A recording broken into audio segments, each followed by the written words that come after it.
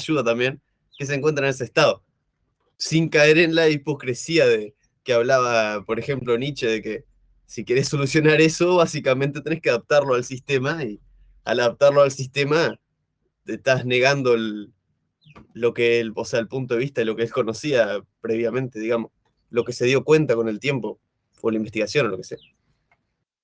Esa era mi pregunta, mi duda, ¿no? Una reflexión, en realidad, muy, muy interesante. Te puse a grabar ahí, pero ya un poco tarde. Estuvo muy interesante lo que dijiste, sobre todo al principio, la primera parte de tu reflexión. La verdad que sí, ahí en el texto Foucault plantea un par de ejemplos, ¿no? De cuando se llega como a ese límite, ese punto como de ruptura en la interpretación, ¿no? Que obliga al intérprete o que amenaza al intérprete a desaparecer como intérprete, ¿no? Es un punto, digamos, que queda ahí, ¿no? Que a uno le afecta de alguna manera, ¿no? Y queda como resonando. La verdad que coincido con lo que planteaste en la primera parte de tu reflexión, esta cuestión de, bueno, ¿qué pasa cuando se llega a ese punto con el intérprete, ¿no? Son interesantes los ejemplos que da, y no sé si los recordás, Camilo, o qué te quedó de los ejemplos que comenta Foucault cuando se está por llegar a ese punto. O alguien más, si quiere comentar. Buen día. Buen día.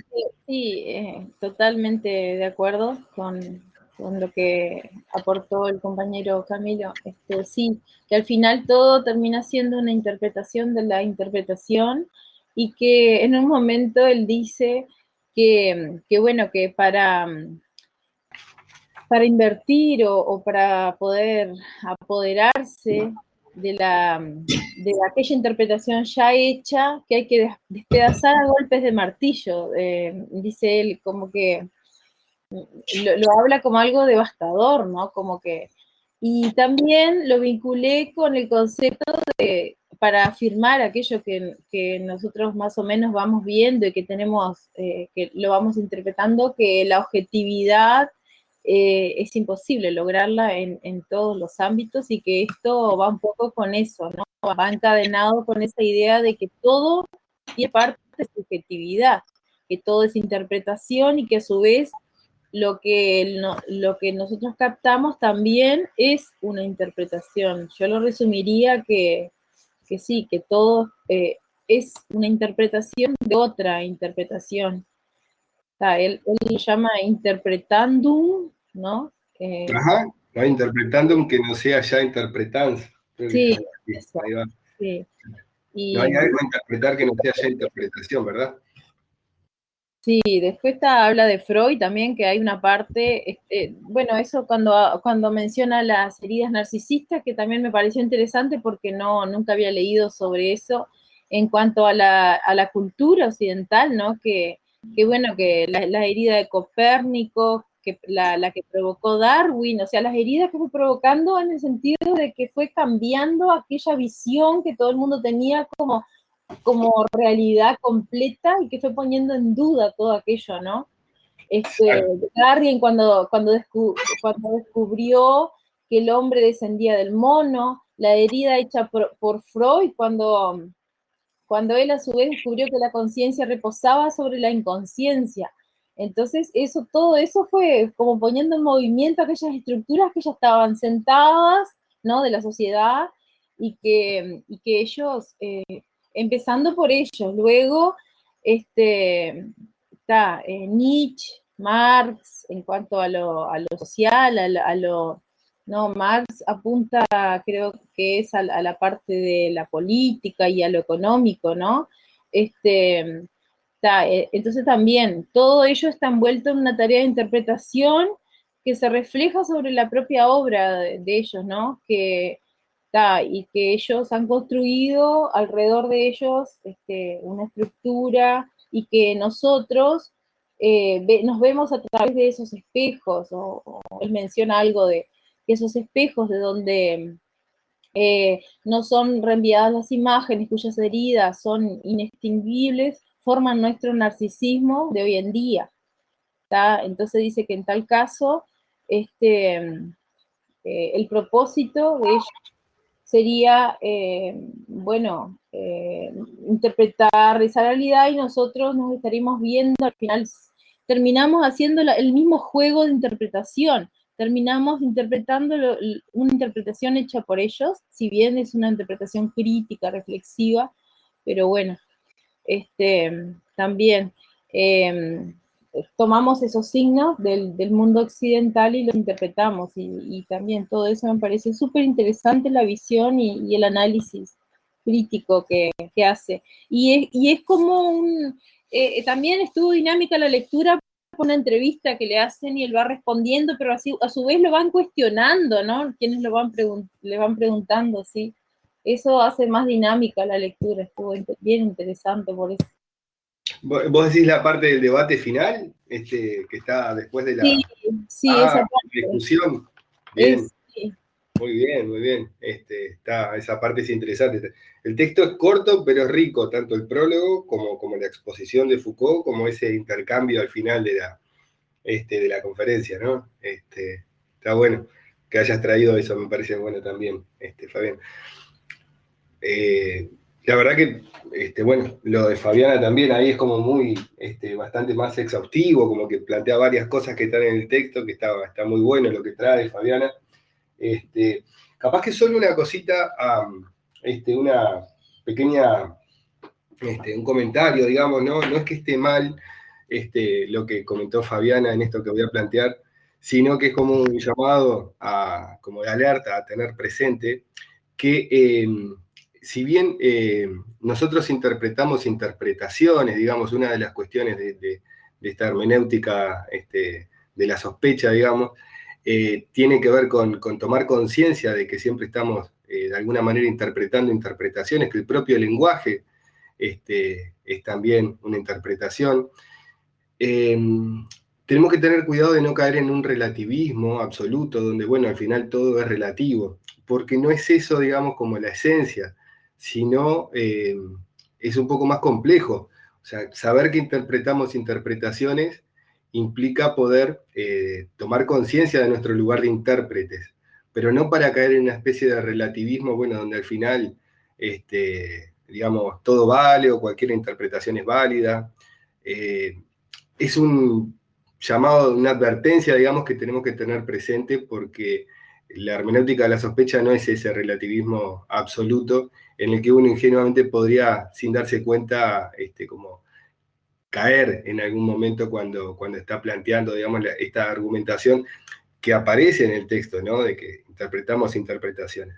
Pero bueno, que no es lo mismo que el relativismo de, bueno, entonces como todo es interpretación, cualquier cosa vale, todo es subjetivo, lo que a mí se me ocurre está bien, porque en realidad tenemos que pensar que cuando se interpretan interpretaciones, por ejemplo, también se está de alguna manera haciendo como un análisis en base a elementos que orientan o guían esa interpretación. No es una cuestión de que todo vale o cualquier cosa es válida.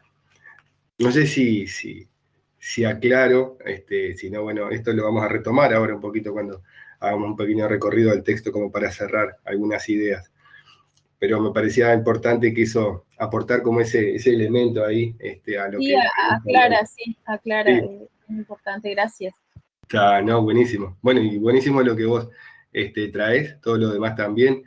No sé, Camilo, si quería, vi que activó el micrófono ahí para comentar algo, o no, y si no, bueno. Sí, yo estaba pensando con lo que me habías preguntado de si me acordaba de los ejemplos que ponía Foucault, pero yo me acordaba de las comparaciones, digamos, que hacía de cómo cuanto más te adentras en la profundidad ilusoria, más te das cuenta, o sea, te das dando cuenta de que la profundidad no existía. No sé si era ese el ejemplo o vos te referías a otro. No, a otro. Eso es una de las características de la hermenéutica moderna, que vamos a empezar por ahí ahora, el tema de la superficialidad, digamos, ¿no? Como esta idea opuesta a la Perdón, pero profundidad, se digamos. corta todo y no se está entendiendo. ¿A mí se me corta? Profe, Yo lo escucho bien. Yo lo escucho bien también, debe lo que ser están la hablando, o sea, internet al de menos ellos. yo no estoy escuchando bien. podés probar, si veo que los compañeros ponen que me escuchan, No, capaz podés varios probar, compañeros en el Alejandra. grupo me están diciendo que se escucha mal también. A mí, bueno, yo lo que hago en estos casos es salir y volver a entrar, a ver si con eso se soluciona. Si son varios a los que le pasa, puedo ser yo entonces, a ver.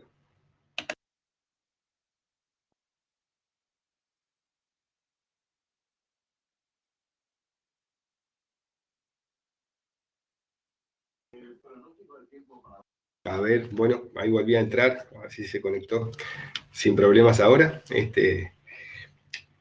Bueno, me perdí. ¿Qué estaba planteando? El tema de la superficialidad de la interpretación como opuesto a la idea de profundidad. Entonces, eso es un tema, estoy respondiéndole a Camilo, que vamos a ver ahora. ¿Tá? No, acá hay un par de ejemplos, Ahora Camilo. se escucha perfecto. Bueno, Alejandra, gracias. Muchas gracias.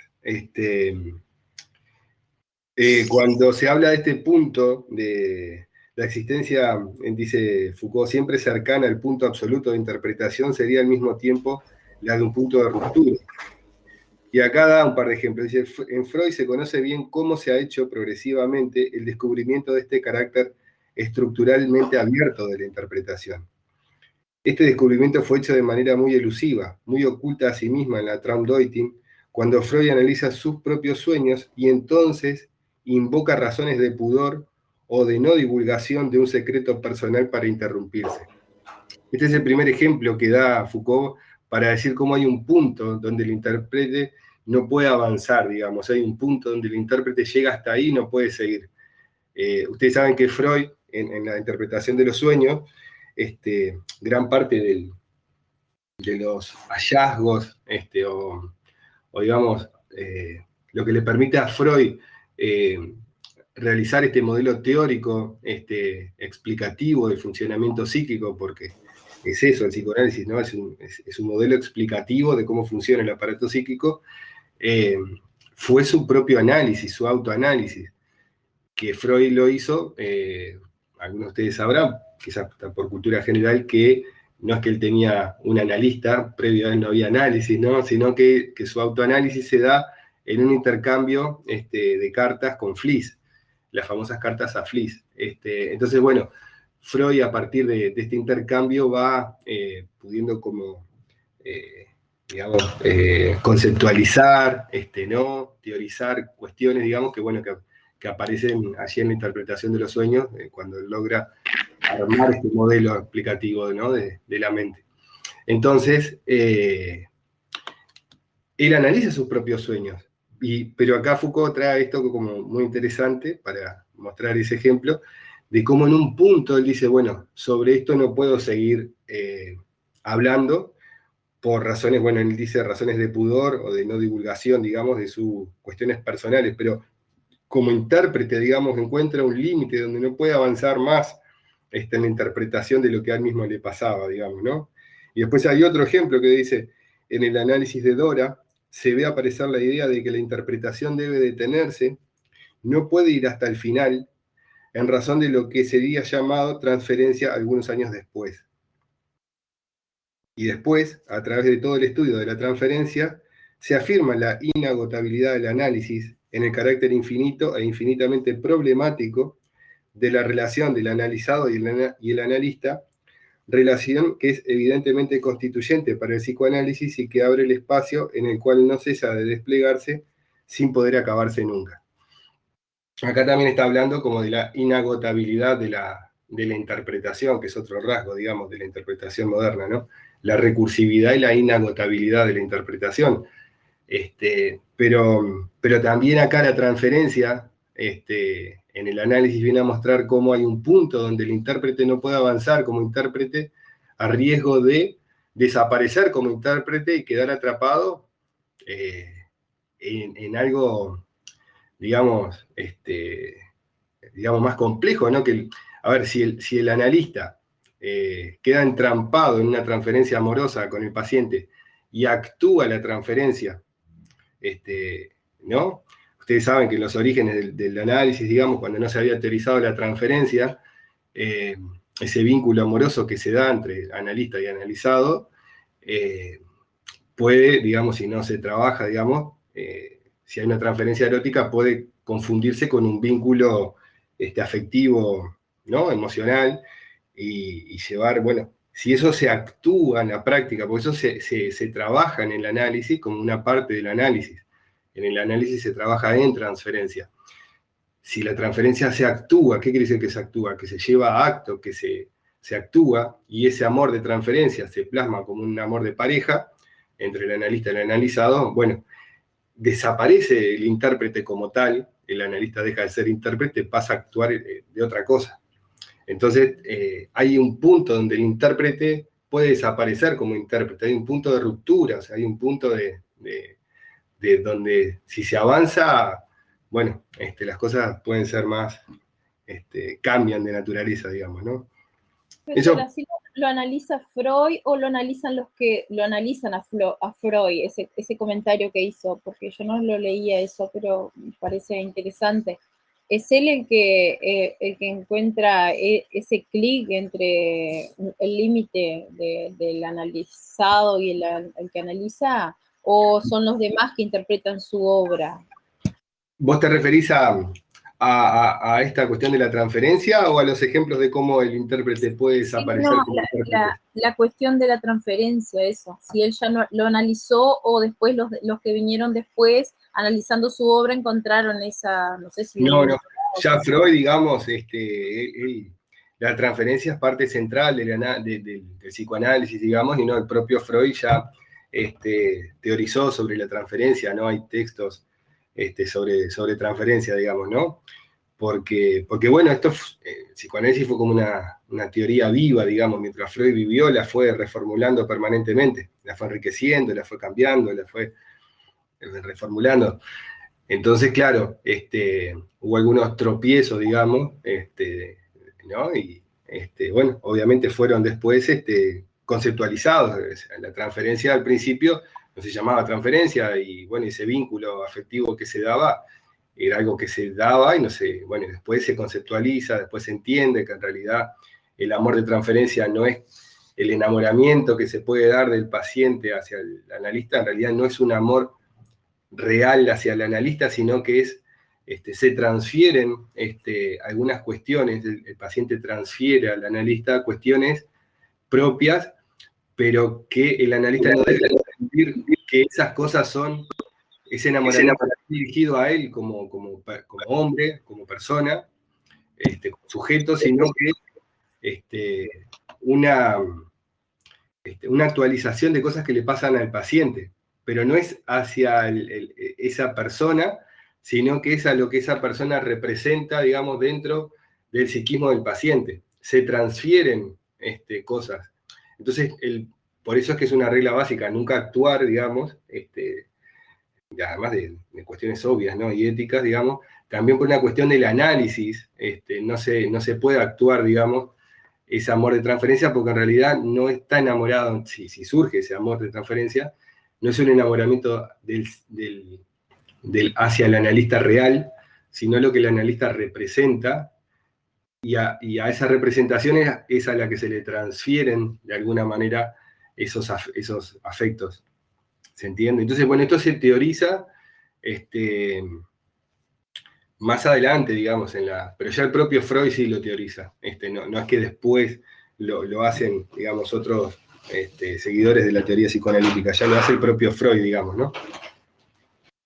Te hago una pregunta. Sí. ¿Cuándo es que se da esa importante diferencia entre el analista y el analizado? Para que el analista no cargue con todos los problemas de los analizados, porque si lo llevo al tiempo de hoy, es como que sería llevarte, no sé, trabajás en un CAIF, estás en contacto con 30 familias, te llevas los problemas de las 30 familias.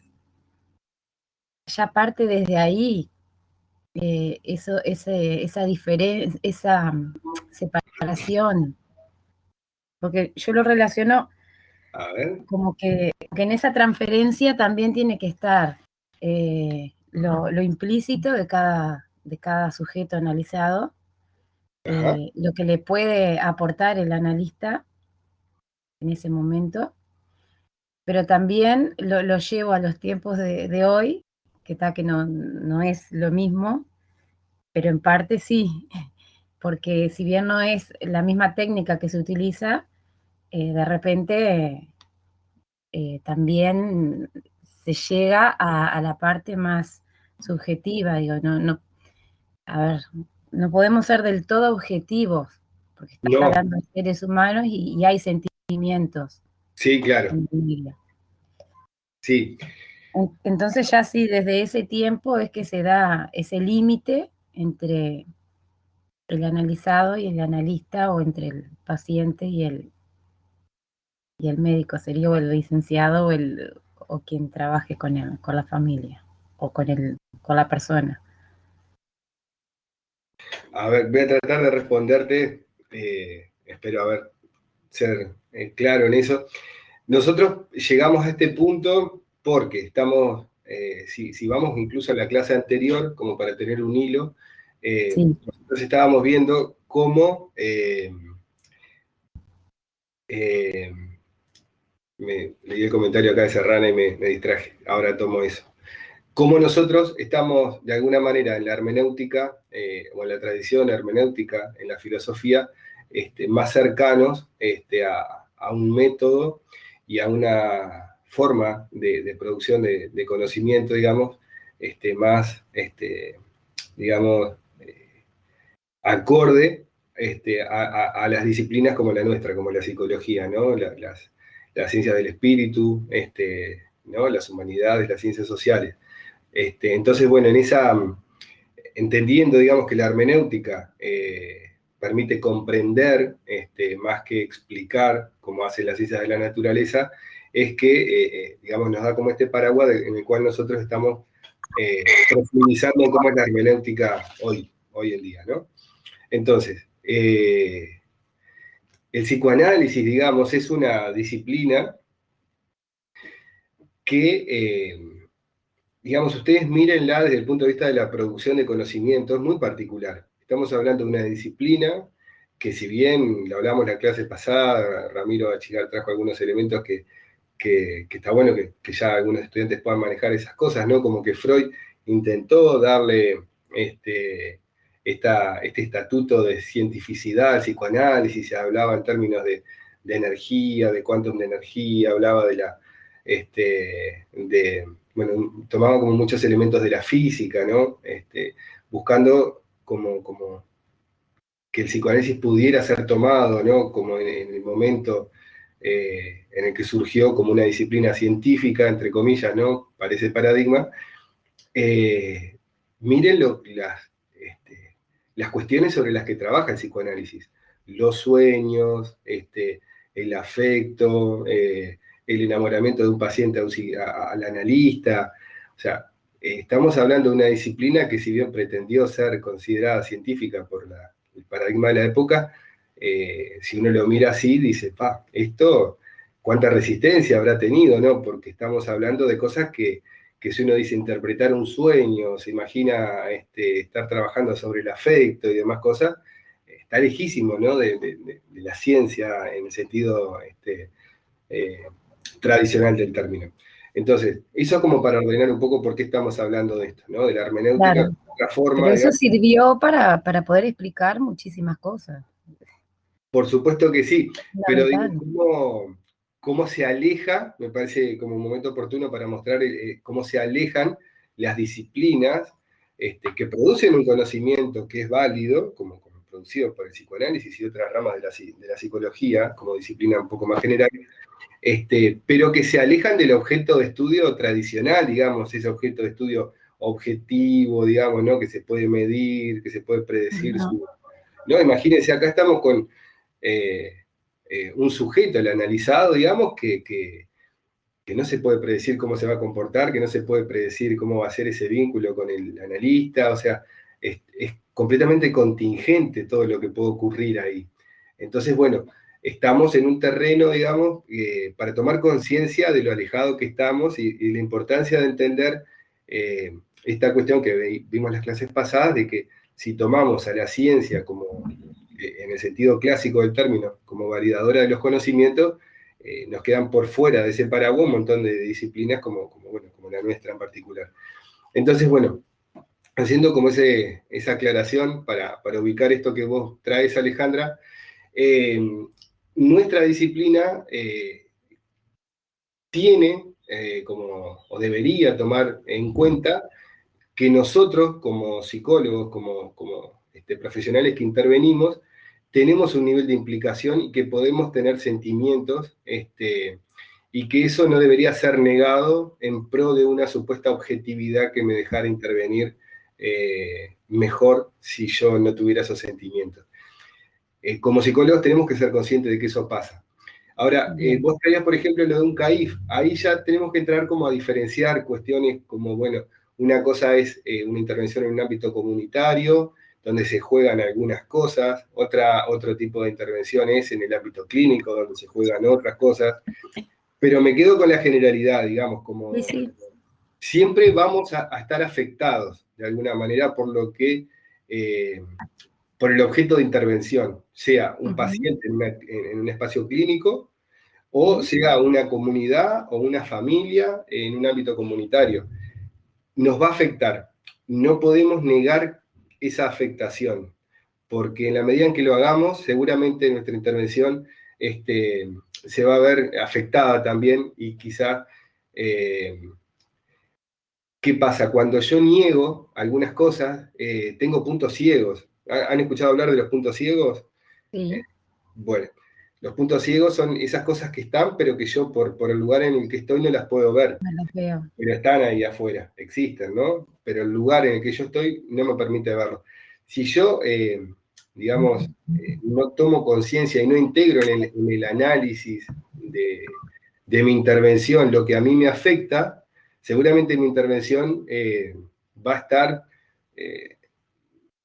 no quiero decir que va a ser de menor calidad, pero va a ser más limitada, ¿se entiende?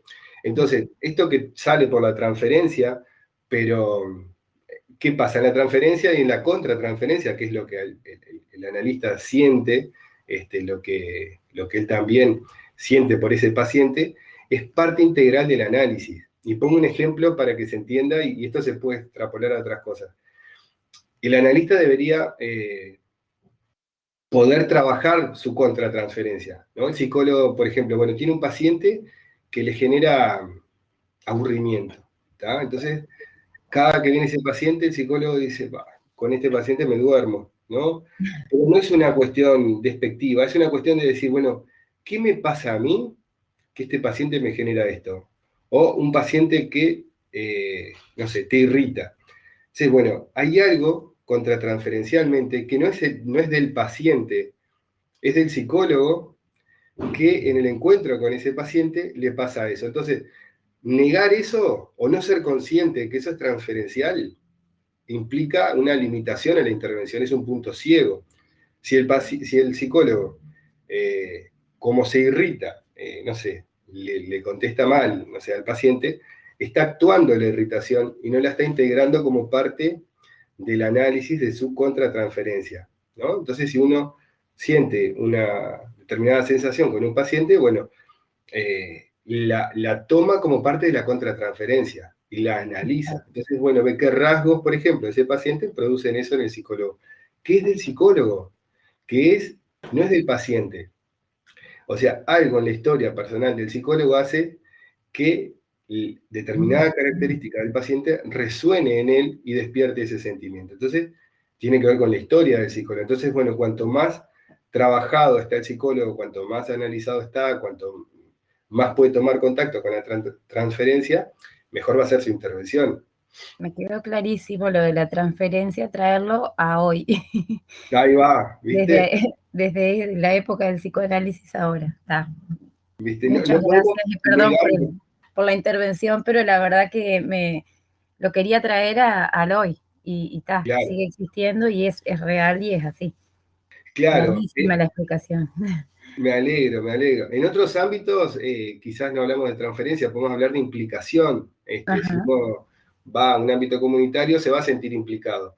Claro. Y va a haber una afectación. Uno va, por ejemplo, toma contacto con una realidad que no sé, que lo afecta, ¿no? No sé, determinadas situaciones de vulnerabilidad o de, no sé, a que a uno lo afectan, bueno, está bueno saber que eso es parte y tomar eso para trabajar, digamos, e integrarlo a la intervención, ¿verdad?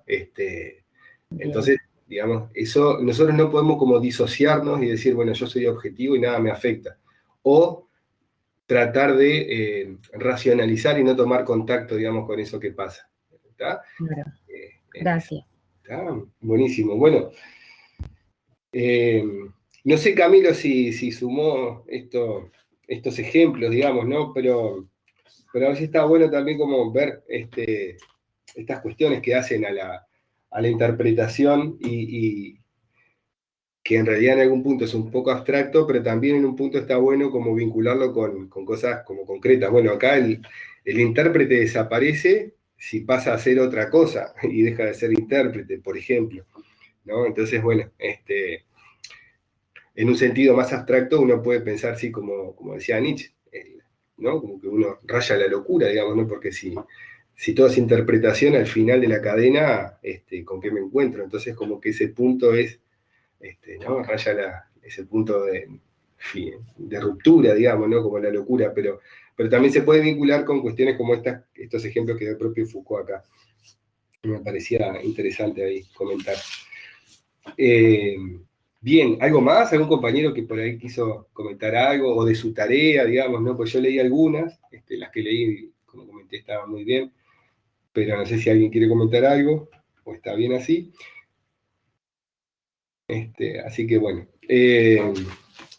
vamos a ver algunas cuestiones. Bueno, este texto de Foucault, digamos, ¿no? Como para ir dejando como algunos puntos en claro, ¿no?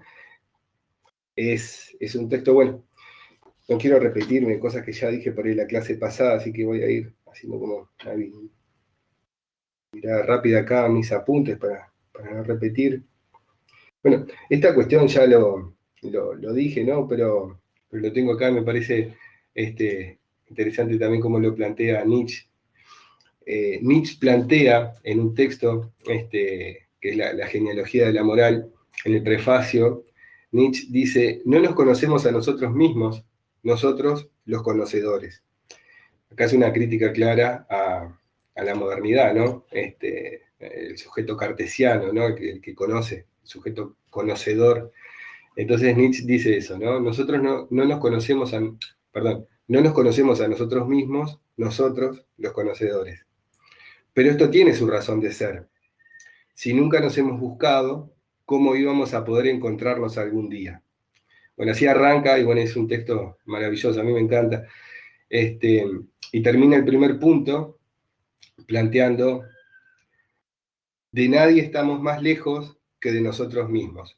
No somos conocedores de nosotros mismos.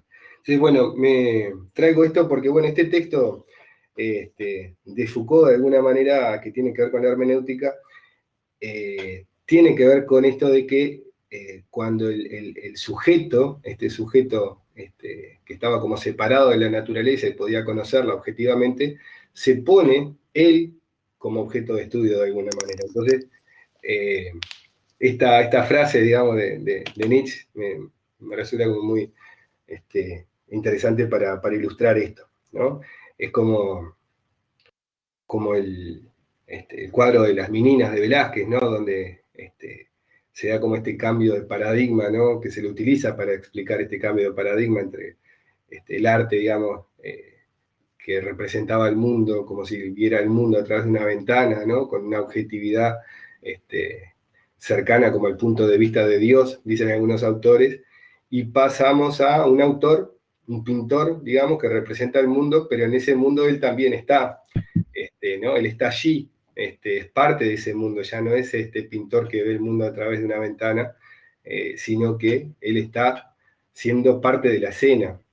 Y bueno, tiene que ver con esto, filosóficamente hablando, cuando el sujeto deja de ser como ese objeto que está por fuera del mundo y que lo conoce, el sujeto cartesiano, y pasa a ser él mismo objeto de estudio, pero pero como objeto de estudio es el mismo que se está estudiando, digamos, ¿no? Entonces, ahí es cuando se complica un poco la ecuación. ¿Dónde está esa frase, profe? La frase que leí es no está acá, es un texto, Genealogía de la Moral, de Nietzsche, es un texto de Nietzsche. Yo lo puedo subir si quieren. La Genealogía de la Moral, por ahí lo trabajamos más adelante, algún fragmento, es un texto maravilloso de Nietzsche, pero no está acá. Me pareció súper interesante. Sí, bueno, y Genealogía de la Moral es un texto que Foucault de alguna manera se inspira, ¿no? Entonces, bueno, es un texto clave también para Foucault. A ver, la compañera pone que lo relaciona con el lenguaje Bien, es la relación del lenguaje con la sospecha. A ver por qué. No, profe, yo entendí el texto súper, pero la pregunta 2 no la entendí muy bien, no lo supe relacionar del todo. Eso fue lo que quise decir, no me quedó muy claro cuál es su relación en el lenguaje con la sospecha y no sé si lo vamos a ver más adelante. Como Sí, para dejarlo bien anotado. buenísimo. Hay varios Muchas compañeros gracias. que... No, por favor, para eso estamos, la clase tiene que servir para eso. Hay varios compañeros que respondieron bien esa pregunta en las tareas. Es más, nadie la respondió mal de los que yo leí. ¿Alguien que se anime a Profe, compartir con la buen compañera? día. Buen día. Sí, me gustaría compartir mi interpretación de esa parte del texto que fue la que creo que más me llamó la atención.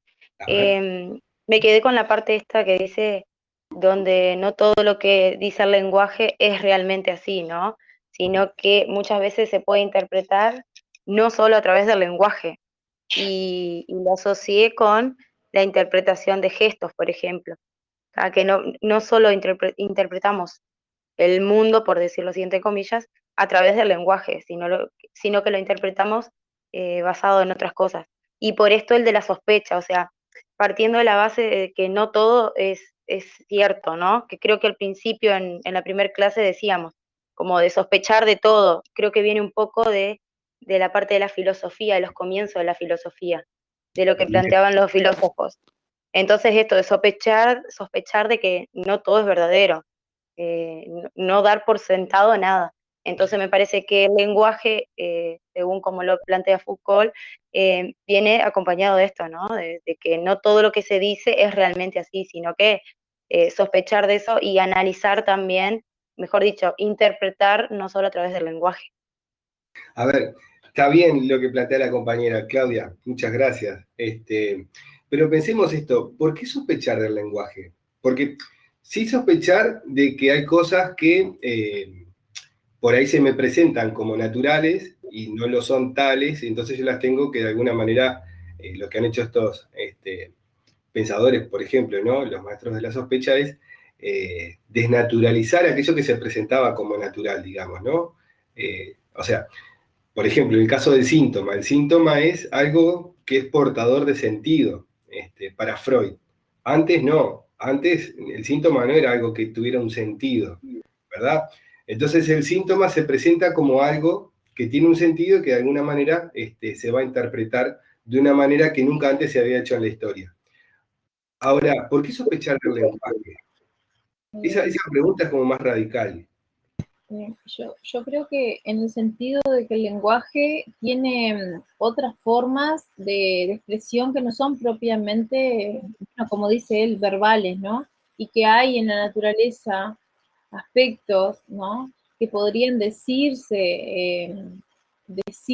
hablar o influir también. Me parece que él se refería cuando dice ante todo, podría decir la naturaleza, el mar, el murmullo de los árboles, los animales, los rostros, las máscaras, los cuchillos en cruz, que esas cuestiones interfieren pueden interferir en ese discurso verbal del individuo, cosas que ya existen de por sí y que no son verbales, pero que de algún modo pueden influir en ese relato, ¿no? Y por ese motivo me parece que lo vincula con la sospecha, porque el individuo puede estar influenciado por otros aspectos externos que no son verbales, pero que, y a su vez, también lo tomé y tal vez vinculándolo con mis vivencias, en el sentido de que hay cuestiones, emociones y cosas que no se pueden expresar únicamente por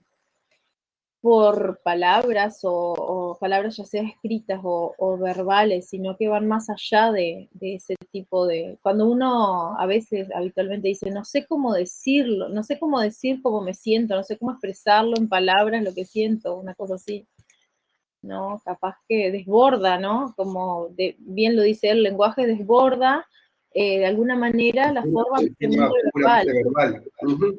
Sí, muy bien, Fabiana. Creo que había Eh, otro que quería comentar y después Camilo. bueno, está, sí, perdón. No, no, por favor. Yo para ordenar un poco. ¿A la vela puede ser? Ah, capaz que fue por error que activó el micrófono. Camilo. Yo pido después de Camila.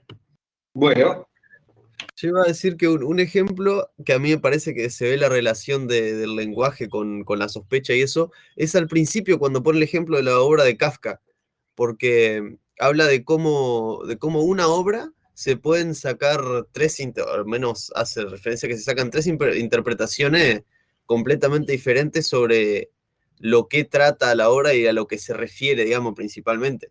Entonces ahí tenés, digamos, la relación bien clara de que como la obra que es lenguaje, o sea, porque está con palabras, digamos, que tienen su significado y todo, es interpretado de manera diferente. Y ahí está la sospecha. A mí me parece que ese es el ejemplo. Igual, no sé si está bien, pero yo creo que es eso. bien, bien, Camilo. Perfecto. Creo que Romy también. Sí, yo escuché la ponencia de Darío Zeta sobre Foucault y él explica ahí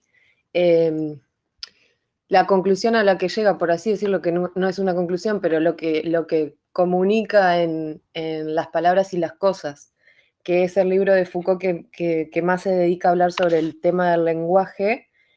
Y como una idea que me quedó a mí como para explicar esto es que en sí, en toda la obra de Foucault, él habla como ese sujeto que en la modernidad se había puesto como Dios, como centro de la escena, ahora se descubre a sí mismo como un sujeto que está sujetado a otras fuerzas y que él no puede elegir, como por ejemplo las estructuras económicas políticas y también el lenguaje.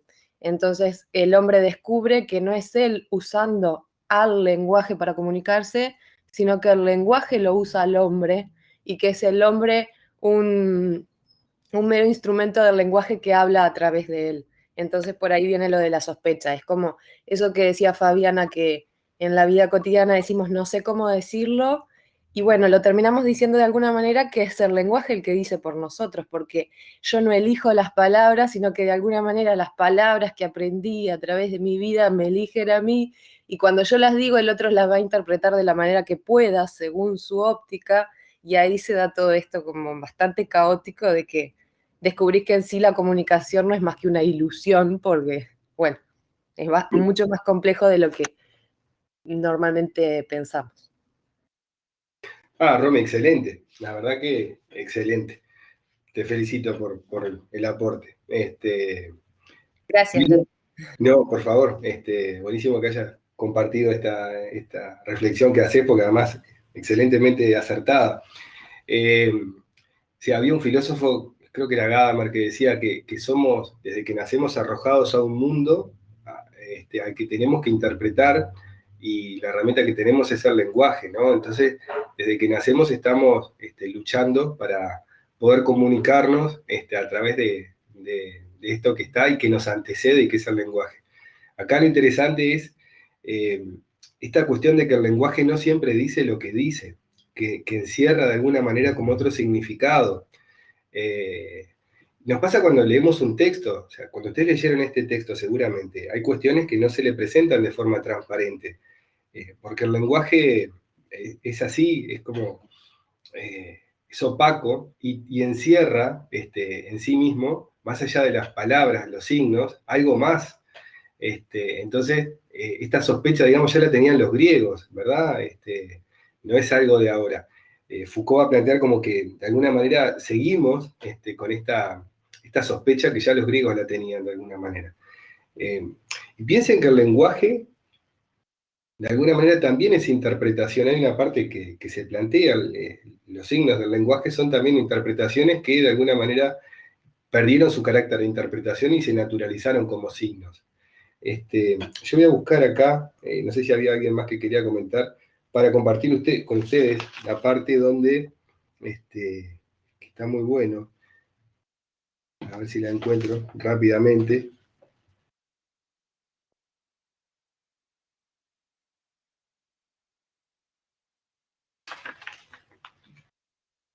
A ver, estoy buscando, tengo varios apuntes por acá, perdonen este silencio. Acá, tengo para compartir esto, que es de otro texto, digamos, que yo tomo para analizar esto, enriquecer el análisis de esto, ¿no? Les leo. En la concepción clásica, el signo se especificaba por su remisión al referente, la cosa a la que representaba y lo que el hablante tenía en mente. ¿Me siguen hasta ahí? En San Agustín, bueno, Agustina, buenísimo. Igual vamos a seguir un poco más porque hay más tela para cortar en relación a esto. En San Agustín, por ejemplo, las palabras eran signos de las cosas mismas y la memoria hacía llegar a la mente las cosas de las cuales las palabras son signos. Por lo tanto, el lenguaje lleva a la verdad. Este es un razonamiento de la antigüedad, digamos, ¿no? San Agustín. Se creía que el lenguaje, si las palabras que se elegían para expresar el pensamiento eran las adecuadas, se podía llegar a la verdad. En ese sentido, para San Agustín, dependía de la operación memorística o de preguntar a una persona culta acerca del sentido no claro o del contexto de una cosa para poder entenderla. Para San Agustín, el lenguaje era el medio de comunicación del pensamiento y su objetivo primero era revelar el pensamiento, la intención del hablante o del escritor. Revelar esa intención al oyente o al lector por medio del sistema de signos, es decir, del lenguaje. Para revelar el pensamiento, el lenguaje debe utilizar las palabras y los razonamientos más apropiados. Esta idea de que el lenguaje llevaba como, o no tenía otro sentido más allá de que la intención que el hablante quería darle, era como la idea clásica. Por eso decía, es muy radical esta idea que introduce Foucault de sospechar del lenguaje, de que el lenguaje, porque una cosa es sospechar de los signos más complejos que se nos presentan como verdades, como sospechar del discurso, por ejemplo, como lo que hace Nietzsche, que Occidente construyó sobre la moral. Bueno, ahí hay un sistema, digamos, que se me presenta como natural, que, bueno, Nietzsche lo va a interpelar. Pero sospechar del lenguaje, que es algo, digamos, más básico, que está más en las bases, que opera desde... ya cuando estoy pensando necesito el lenguaje para poder desarrollar un pensamiento, sospechar de eso es más radical, es algo más complejo. Por eso digo, no es tan... algo que se agote tan rápido esta sospecha, ¿verdad? Entonces, bueno, lo que Romy trajo es súper interesante. Yo quería ilustrar esto para que tomemos dimensión de que sigue en muchos de nosotros, contemporáneos, digamos, de nosotros, incluso en algún grado en nosotros mismos, la idea de que el lenguaje expresa la verdad de la intención del hablante, por ejemplo, ¿verdad? Que lo que dice el hablante a través del lenguaje es 100% la intención que tenía de expresarse. Lo que va a decir Foucault es, bueno, pero es y no es. En el fondo el lenguaje dice más, el lenguaje verbal dice otra cosa de lo que dice además. Hay algo más, ¿verdad? Y acá les voy a terminar la cita que les estaba leyendo. Dice así: sin embargo, la aparición del inconsciente en la escena filosófica pone en duda la conciencia. Para Descartes, la conciencia fue el triunfo sobre la duda acerca de la existencia del mundo y la posibilidad de conocerlo con certeza, ¿verdad? La conciencia, la razón, ¿verdad? Con el descubrimiento del lenguaje inconsciente, el método psicoanalítico, apoyado en el develamiento de la nueva naturaleza del signo, vendría a ser el triunfo para superar la duda acerca de la conciencia. Es decir, cuando yo pienso en la intención, muchas veces pienso en la conciencia. Cuando, no sé si a ustedes les pasaba, cuando estaba leyendo la parte de San Agustín, hay una idea de que de transparencia de alguna manera en la intención, ¿no? Que lo que yo digo es lo que yo quiero expresar y eso se agota en el quiero, se agota ahí. Cuando se introduce en la escena filosófica el inconsciente, esto se complejiza mucho más. Porque lo que yo quiero decir es mucho más complejo. Ese quiero, ¿qué es? ¿Es lo que yo desde mi conciencia intento decir? ¿O ahí se juegan otras cosas que vienen desde el inconsciente? Perdone.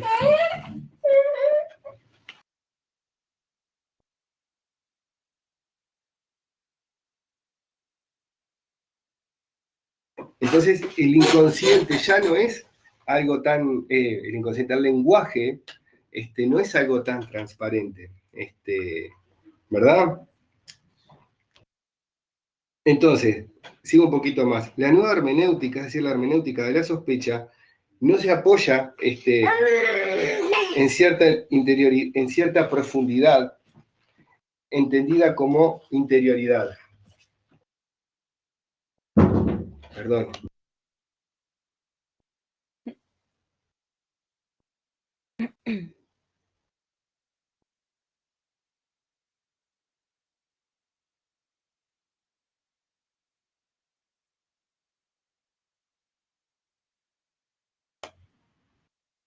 Disculpen, que habían entrado al escritorio mis niños y el bebé, y bueno, ya está. Acá la compañera pone, a veces nos traiciona el inconsciente y decimos cosas que no debemos. A ver, a los psicólogos nos pasa todo el tiempo esta cuestión de que escuchamos a veces decir pacientes que dicen, porque vos la vez pasada me dijiste tal cosa, o tal psicólogo me dijo tal cosa, y siempre sabemos que ese relato está cargado y atravesado por cómo el paciente lo entendió. Es decir, el lenguaje es, es mucho más que su forma puramente verbal, ¿verdad? Entonces, esto por lo que ponen acá los compañeros. Tenemos que ser conscientes de eso, y que el lenguaje es también interpretación del mundo. A veces eso puede costar entender, pero ahora vamos a ver algún ejemplo para entender eso. Que el lenguaje es interpretación del mundo. Después tenemos lo otro, que es que el lenguaje desborda sus formas puramente verbales. Hay cosas que hablan y no son lenguajes, hay lenguajes que no se articulan de modo verbal, ¿verdad? Los cuchillos en cruz también hablan, dice Foucault, ¿verdad? Pero quedémonos con esto. El lenguaje es interpretación del mundo, ¿verdad? Pensemos esto. Es un ejemplo que quienes por ahí trabajan en infancia lo conocen, lo habrán visto seguramente. ¿Ustedes saben o tienen idea o cómo representaban los pintores a los niños en el arte de la antigüedad? ¿El hombre pequeño? Exacto. ¿Por qué? ¿Por qué los pintaban como adultos en miniatura?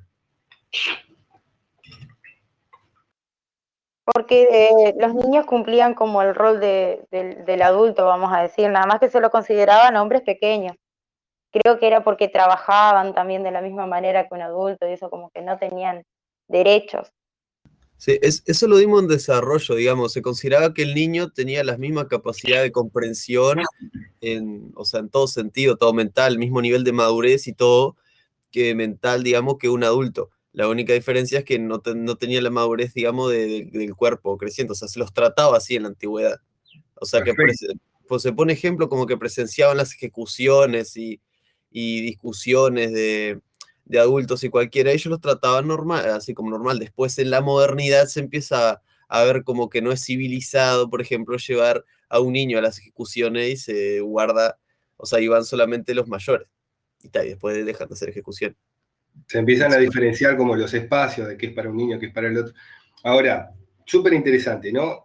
El niño en la antigüedad participaba de la vida, digamos, como un adulto más, ¿verdad? Entonces, bueno, progresivamente, pero recién a partir del siglo XIX y fuertemente en el siglo XX, el niño adquiere, digamos, como las características que nosotros dotamos al concepto de niño de infancia hoy en día, ¿verdad? ¿No? Con un desarrollo específico, digamos, con etapas, bueno, y a partir de la comprensión de las necesidades del niño, a partir de entender cómo es su desarrollo, surgen también los derechos. Profe, fue como que se le dio más importancia a la etapa de la infancia, ¿no? En esa época, a partir de que se vieron todas estas características. Exacto, hay desarrollos disciplinarios, podríamos decir, de ciertas disciplinas, la psicología, la pedagogía, la medicina, digamos, que aportan conocimientos que permiten entender que el niño en la infancia, bueno, es algo diferente al adulto, ¿no? Entonces, ¿para qué traigo esto? Ustedes saben que la anatomía del niño es diferente a la del adulto, ¿no? Ustedes saben que no es exactamente igual, o sea, el niño tiene como las piernas son más cortas, tiene como una pancita como hacia afuera, distinta a la del niño más grande, no estoy hablando del niño chiquito, el bebé. Ahora, ¿ustedes piensan que los pintores no eran capaces de ver que había una anatomía diferente? Porque eso era algo que estaba diferente a sus ojos, ¿no? ¿Qué piensan de eso? ¿Por qué lo representaban como un adulto si ellos podían ver que el niño anatómicamente era distinto? Y a mí me parece que es porque es como la representación social que se tenía del niño más que la representación, digamos, realista, fidedigna a lo que se intenta, lo que sería la verdad en este caso. Sí, la Había verdad. una intencionalidad por parte feliz. del artista, ¿no? ¿Cómo, Fabiana? Había una intencionalidad clara que él quería igualar al niño, pasando por alto algunos aspectos que eran visibles y haciéndolo como el adulto pequeño. O sea, la intención que tenía él era esa, digo. ¿Sería su intención? ¿O será que Capaz no tenía sabían algo? cómo interpretarlo. ¿Eh? Capaz no sabían cómo interpretarlo en la Era pintura. la forma en la que lo veían conceptualmente. Si conceptualmente pensaban que era así, bueno, Lo representaban artísticamente así. lo representaban desde su interpretación de lo que eso era. Exacto. Nosotros vemos el mundo, por eso digo el lenguaje. Hoy cuando pensamos en niño, yo digo infancia o digo niño, y la representación mental, simbólica, cultural que tenemos de niño, es completamente diferente a la que tenían en ese momento esos pintores. A lo que voy es, nosotros, el lenguaje nos permite ver el mundo, es el lenguaje. Ese niño, anatómicamente, es el mismo niño de hoy, pero se lo pintaba de una manera, de alguna manera como el lenguaje permitía verlo. El lenguaje, a ver, la palabra niño sí existía, pero cuando yo digo la palabra niño hoy, la representación, digamos, o sea, la palabra niño en el lenguaje está cargada, dotada de todas las representaciones culturales y simbólicas que hay hoy. Entonces, cuando yo digo niño, no digo la palabra niño, estoy diciendo toda esa ¿Qué? representación simbólica. Andrés está en redención, fue el retrator que se rompió. Entonces, cuando yo digo niño, estoy poniendo allí todo estas representaciones. Eso es lenguaje, o sea, el lenguaje es interpretación del mundo. Cuando el pintor decía niño, en la edad, vamos a decir, en la antigüedad, ¿no? En la época clásica decía niño, la representación, digamos, que el lenguaje permitía tener de niño era otra. Entonces se representaba otra cosa. A mí me parece que eso puede ilustrar cómo el lenguaje es interpretación del mundo. ¿Se entiende? No sé si queda claro, pero me parece que va por ahí. De significado y significante, ¿no? Que por ejemplo nosotros decimos mesa, sabemos que mesa es con 4 patas, que puede ser de madera. Nosotros tenemos pero según nuestra interpretación, nosotros nos vamos a imaginar, porque vos te imaginas una mesa según tus vivencias, la otra persona, el concepto está, que sería el significado, el significante, y el significado lo doy yo según las vivencias, cómo yo interpreto eso. Va a ser una mesa, el concepto está, o sea, más o menos es general y es el mismo, pero cada uno puede imaginarse una mesa de plástico, una mesa de madera, una mesa redonda, una mesa rectangular, más o menos el concepto, y vinculado con el lenguaje, Saussure, ¿no? Lo analiza desde esos aspectos. Claro, pero acá lo que van a decir desde la sospecha es que se va a romper con esa idea susoriana del signo, digamos. Ya no es que un determinado significante me va a llevar a un significado. Esa idea susoriana del signo, esa es la radicalidad de la sospecha. Se va a romper. Eso es lo que de alguna manera estaba en San Agustín, esa idea de que el lenguaje decía eso y no otra cosa. Entonces que un determinado signo me llevaba como a la verdad. Lo que se va a decir acá es que el lenguaje es interpretación. A mí me parecía que esto de la infancia o de cómo se representaban los niños muestra cómo el lenguaje nos permite ver el mundo. Cuando el lenguaje no permitía entender que el niño tenía un desarrollo específico y que su anatomía iba variando, los pintores, que eran excelentes pintando, digamos, no lo podían ver, aunque estaba frente a sus ojos. O sea, el lenguaje es interpretación del mundo, ¿verdad? Cuando aparece estas representaciones sobre infancia, el mundo ve a la infancia distinto, pero es gracias a que el lenguaje me permite ver.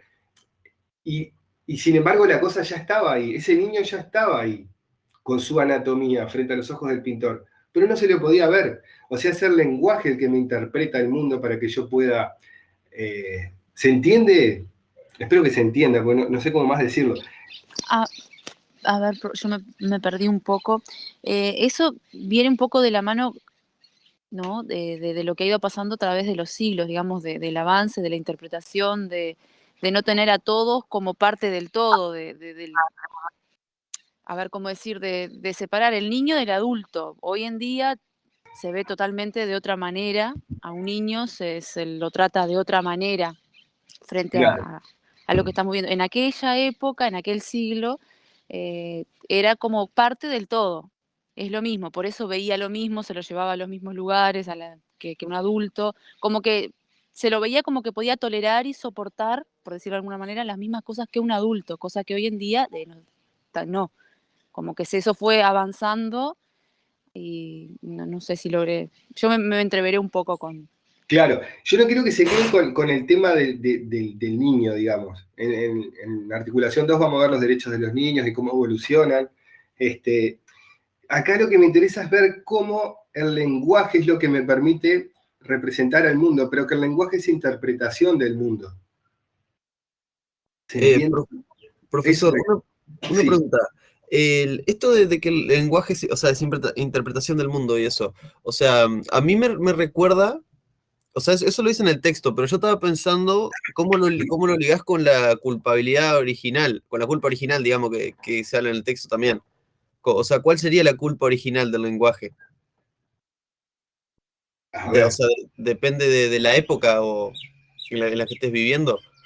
Porque en el texto habla de que toda interpretación tiene una culpabilidad original, o sea que en el momento que alguien interpreta quiere fijar una ley o una interpretación o destruirla. Exacto. Por ejemplo. A ver, dale. No, eso era para preguntar. Por ejemplo, dijiste, ¿ibas a decir algo? No. Ya. No digo nada. La interpretación, la compañera, de una de las cosas que dijo al principio de la clase es que la interpretación es algo que de alguna manera es violenta. La interpretación se impone. Lo que se han logrado ciertas interpretaciones es imponerse y haber borrado su carácter de interpretación. ¿Vieron que en algún momento se habla de la malignidad del símbolo, del signo? La malignidad en el sentido de que muchas veces los signos se presentan como borrando su carácter de interpretación, entonces son como naturales, se presentan como si fueran algo que desde siempre fue así, ¿verdad? Entonces, tiene que ver con eso, con interpretaciones que han borrado, han eliminado su carácter de interpretación. Entonces, si una interpretación se presenta no como interpretación, sino como signo, lo tomo como natural, como que eso es así, ¿verdad? Y la interpretación es una imposición, es una... o sea, los signos son interpretaciones, ¿se entiende? No son desde siempre así. Si uno hace genealogía, encuentra, siempre en algún punto va a encontrar la emergencia de ese signo. Y en la emergencia va a ver que esa fue una interpretación que se impuso por sobre otras interpretaciones posibles. ¿Ah? Por eso es que se habla como de la violencia de la interpretación, ¿verdad? Foucault dice, la interpretación no aclara una materia que es necesario aclarar y que ofrece, y se ofrece a ella pasivamente. Ella no puede sino apoderarse violentamente de la interpretación ya hecha y y la despedaza, dice, despedazar a golpes de martillo, y eso es una metáfora clara de más o menos esa violencia que hay entre la interpretación y lo que ya existía, como que despedazar aquello, no sé si imponer es la palabra, pero colocar en el lugar de esa interpretación una nueva interpretación, se va como refutando, ¿no? A golpes de martillo, como medio a fuerza, ¿sí? Exacto. Medio la fuerza. Exacto. Nietzsche va a decir que la interpretación es, la interpretación que queda, es la interpretación que, a ver si lo encuentro, de la casta dominante. A ver, yo voy a ordenar un poco acá. Denme un segundito que vamos a ir haciendo un... todo lo que están planteando es lo que estamos dando y era la idea de la clase, lo que pasa es que ahora voy a tratar de poner algunos puntos un poquito más ordenados, pero son los puntos centrales, digamos, de la clase de hoy. La compañera hoy trajo que tenía como algunas dudas en relación a por qué sospechar del lenguaje. Agustina creo que era. No sé si eso quedó más o menos como encaminada la idea de por qué el lenguaje dice más. Primero sospechar de que el lenguaje dice más de lo que realmente dice, que hay algo más. Y que el lenguaje además desborda las formas puramente verbales, ¿verdad? Que hay otras cosas que hablan que no son lenguaje. Eso era como el primer punto, además de la guía de lectura. Que bueno, yo vi que la mayoría lo respondió bien, pero bueno, tiene como cierta complejidad ese punto y me parecía bueno tomarlo acá. Sí, profe, a mí me quedó súper claro. Bueno, genial. Muchas gracias. No, buenísimo porque son una de las ideas centrales y bueno, había digamos que abordarlas. Así que está genial. Bueno, yo voy a ir planteando como algunas cosas, ¿no? Como para cerrar esta parte, o cerrar, ¿no? Porque bueno, esto queda después trabajando, ¿no? Pero bueno, algún apunte más sobre esto. El lenguaje no siempre dice lo que dice. El lenguaje, el sentido manifiesto del lenguaje es la parte menor, una gota en un océano. El lenguaje encierra, encubre y aún así transmite otro sentido que es todavía más fuerte y menos evidente. Un sentido subterráneo. Lo que el lenguaje oculta es opaco, ¿verdad? Y acá también hay cuando uno trabaja, para tener una idea como un ejemplo de esto, cuando uno trabaja en un análisis, ustedes habrán escuchado hablar de los lapsus linguae, ¿no? Que son esos fallos en el lenguaje. Ahí se expresa como directamente el inconsciente, sale, encuentra como una brecha y algo que está reprimido, digamos, que hay como una fuerza que no deja salir eso, porque bueno, en caso de salir generaría displacer, entonces el aparato psíquico, para mantener como la homeostasis, mantiene reprimidas ciertas representaciones, a veces, en determinadas condiciones, logra abrirse camino y sale. Entonces, se dice lo que no se quería decir conscientemente, pero igual se expresa. Entonces, hay un sentido en el lenguaje que podemos hablar de un lenguaje manifiesto en el sentido de que es lo que está más, digamos, cercano a la conciencia, ¿verdad? Lo que se quiere decir, y hay una parte latente, oculta, que encierra otro sentido diferente, ¿verdad? Que es un sentido que está más ligado a algo que incluso puede ser desconocido desde la conciencia para el propio hablante, ¿verdad? Cuando alguien dice, no sé por qué dije lo que dije, ¿verdad? Hay algo que se le presenta al hablante como desconocido para él mismo, pero que sin embargo es de él. Es esa parte también como del lenguaje que dice más de lo que dice. Porque eso que la persona, el hablante, dice y dice, no sé por qué lo dije, es de él. Y está expresando algo que en ese contexto al hablante se le resulta como desconocido. Es decir, el lenguaje dice más de lo que dice en su contenido como más manifiesto. Hay algo debajo, algo latente, que también dice, que también habla. ¿Se entiende?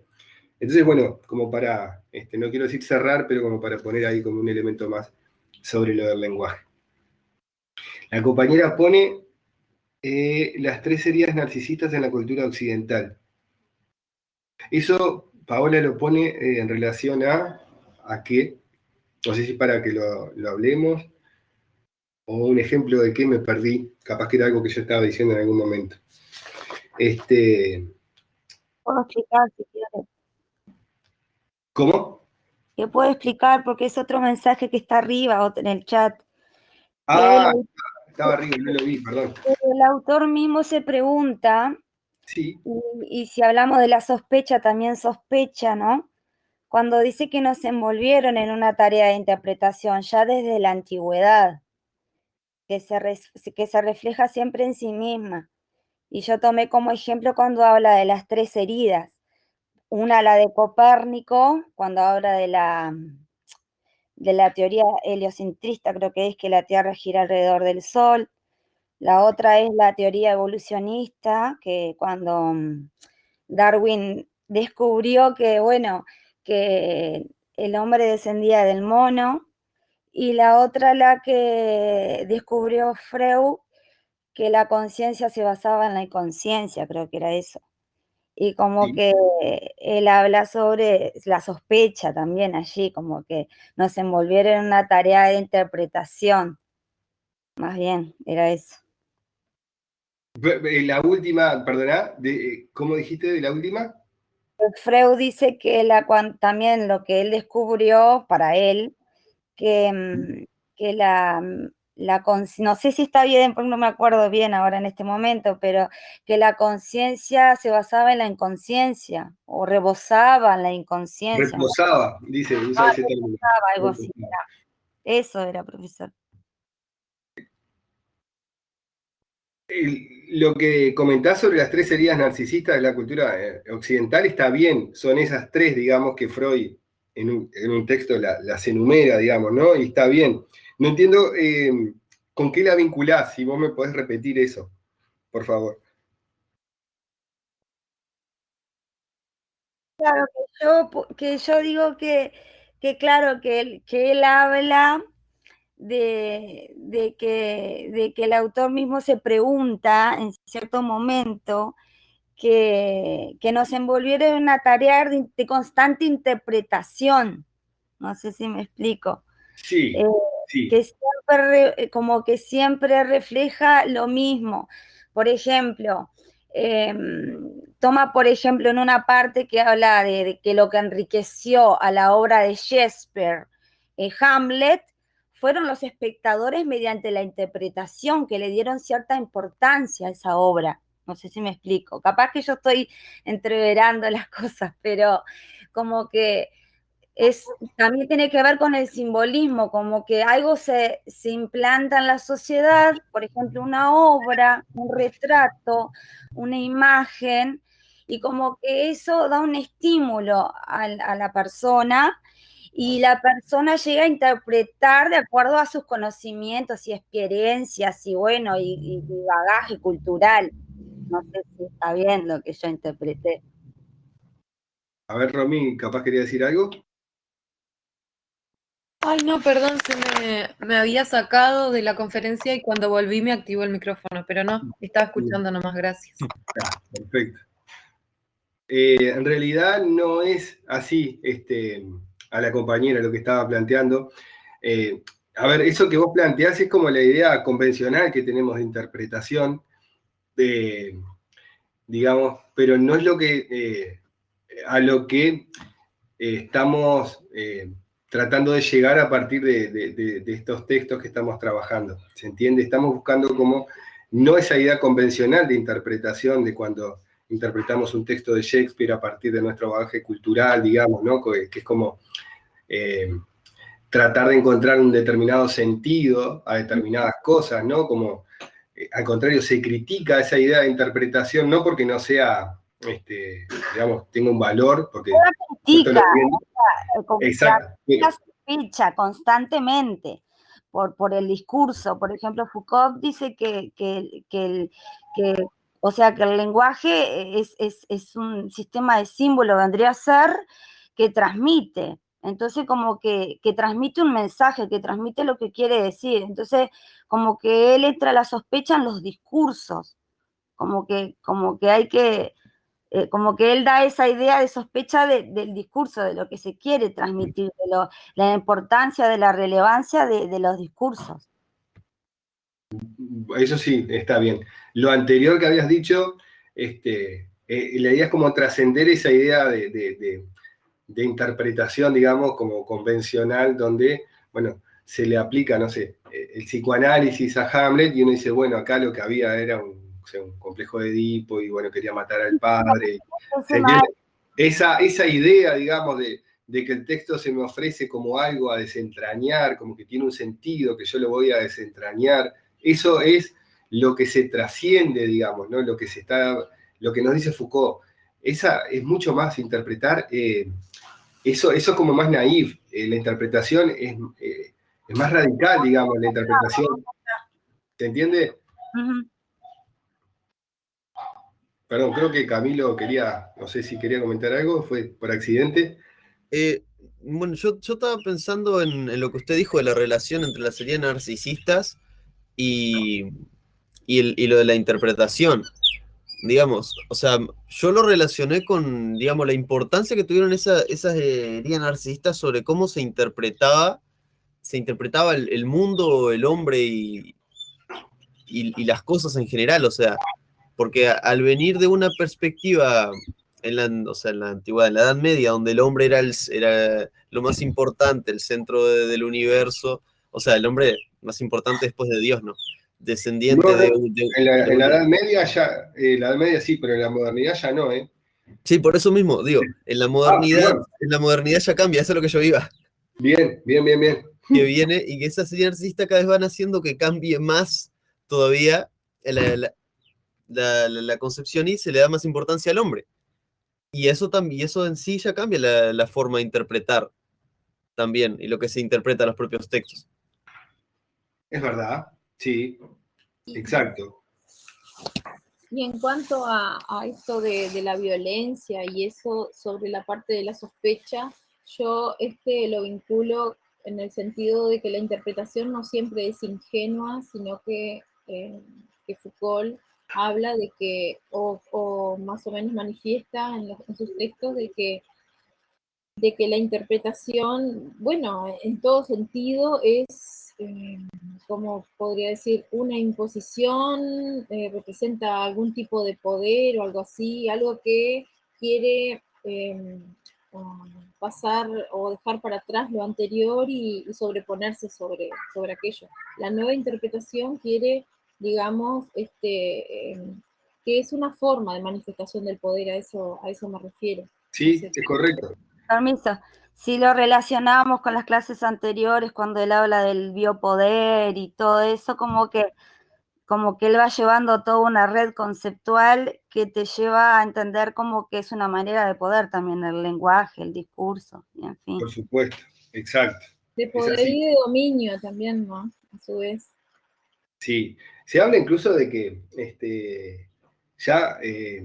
por ejemplo, el capitalismo mundial integrado, hay autores que hablan de que ya ni siquiera lo que se produce son mecanismos para el control, sino lo que hay es una lucha por la producción de sentido, y las interpretaciones, digamos, que producen sentido, que hacen que el sistema se pueda mantener a sí mismo, son las que funcionan, las que logran imponerse como con una categoría de verdad.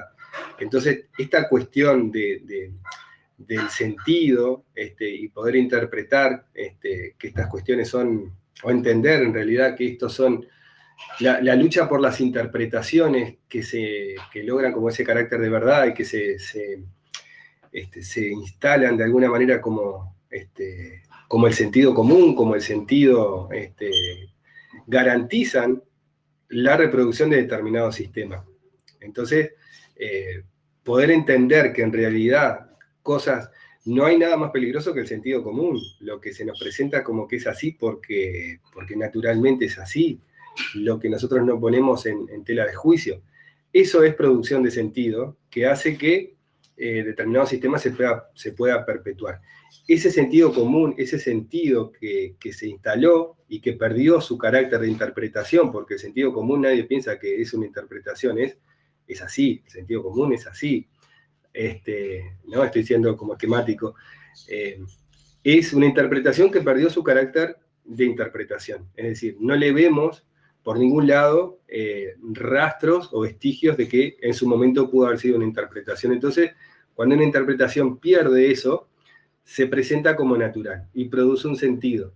Y ese sentido, y ahí es donde está lo que se decía que es el sentido dijera Nietzsche, de la casta dominante, es decir, el sentido que se impuso, la interpretación que se impuso por sobre las demás y logró consolidarse como algo natural, que no era una interpretación, ¿verdad? Entonces, bueno, voy a ir a algunos conceptos como para ir dejando algunas cosas fijadas en relación a este texto. Bueno, Ramiro, arriba, gracias por... No salió lo del trabajo en su grupo, pero para la próxima seguro vamos a arrancar con eso. Espero que funcione bien, nunca lo probé con tantos estudiantes, pero bueno, va a salir para la próxima seguramente. Algunas cuestiones, digamos, que quiero dejar ahí, es esto, por ejemplo, de la idea de superficialidad, ¿tá? Nietzsche es el filósofo que de alguna manera le hace, es el que critica la profundidad, es un filósofo crítico de la profundidad, ¿tá? Él reniega de la idea de buscar la verdad como un fondo oculto, como algo que está detrás de las cosas o debajo de las cosas, ¿verdad? Para Nietzsche no existe la verdad en forma pura.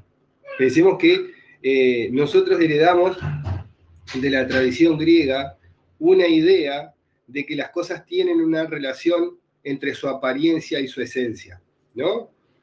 Como si en el origen, esta idea de que está peleado con el origen, ¿no? Como si en el origen alguien hubiese enterrado por debajo la verdad. Entonces, si nosotros pudiéramos llegar al origen de la cosa, encontraríamos ahí como una esencia, ¿no? Que sería esa verdad que buscamos. Eso es una idea, digamos, con la que Nietzsche se va a pelear, va a decir, eso no es así. Ah, Matías, bueno, gracias por aclarar, bueno, nos vemos la próxima. Eso no es así. Eso es una herencia que tenemos de la filosofía griega, digamos, ¿no? Pensemos en el mito de la caverna. ¿Qué era lo que pasaba allí en el mito de la... ¿Qué era lo que veían estos hombres encadenados? Sombras. Veían interpretaciones de lo que quería que ellos realmente vieran. Eran interpretaciones. Cada uno veía Bueno. la realidad de una manera distinta. Ahí va, más sencillo. ¿Qué veían? Veían sombras, ¿verdad? Sí, sombras. Sombras. Imaginaban, según sus vivencias, se imaginaban cosas distintas. Todos veían algo distinto, una realidad distinta. Pero en realidad lo único que veían era lo que los demás querían que ellos vieran. Bien, bien. Pero había algo más además de esas sombras. ¿Qué es lo que nos quiere decir Platón con esto? Que las cosas eran eso que veían los No hombres. accedemos a la verdad, sino a la proyección de la verdad.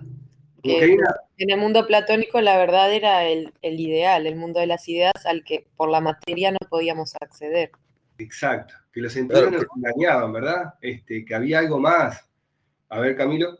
No, no, aquí él dice que la verdad existe, pero que tenés que conseguirla justamente con con esta idea de profundizar ampliamente en la propia mente en tu propia mente, ¿no? Y ahí está la idea de que tenés que llegar a la profundidad, por ejemplo, para, para sacar la verdad. Exacto. Nos enseñaron a Salir desconfiar de de la los sentidos. caverna A ver, para encontrarte con esa realidad. exacto. Es que en realidad nunca vamos a llegar a la realidad porque nuestros propios sentidos no nos dejan, nos condenan. Todo, la vista, el oído también. ¿Nos condenan? A ver, ¿por qué nos condenan? Nos limitan, perdón. Bien. ¿Y por qué sentís que nos limitan? Nosotros, por ejemplo, en filosofía el año pasado dimos que había muchas cosas en el mundo, por ejemplo, que nosotros no la percibíamos porque eran, no sé, cosas que nuestro sentido no nos dejaban verla, pero en realidad estaban ahí, no es que no estaban ahí. ¿Entendés? Eso fue más o menos lo que yo entendí el año pasado y por eso lo aplico acá. Bien, bueno, muchas gracias. A ver, la idea